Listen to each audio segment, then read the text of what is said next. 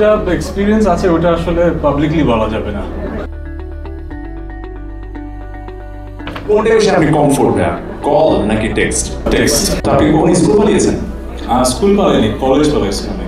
College পালায় বন্ধুদের সাথে আমার এক বড় ভাইয়ের বাসায় যেতাম, উনি আমাদের অনেক ইন্টারেস্টিং গল্প বলতো, গল্পের বই দিত। তখন আসলে একটু আতেল হওয়ার শখ ছিল। আপনি একজন টিচার, আপনি একজন মিউজিশিয়ান, আপনি একজন অ্যাক্টর, এরপর আর কি হওয়ার স্বপ্ন আছে আপনার বা ইচ্ছে আছে? হয় কি, মানুষ যখন একটা বই পড়ে সেই বইয়ের প্রভাব ওই মুহূর্তে বেশি থাকে। সো আমি এখন যে বইটা পড়ছি ওটার প্রভাব একটু বেশি, এই জন্য একটু ফিলোসফিক্যাল অ্যান্সার চলে আসতেছে। বলেন শুনি।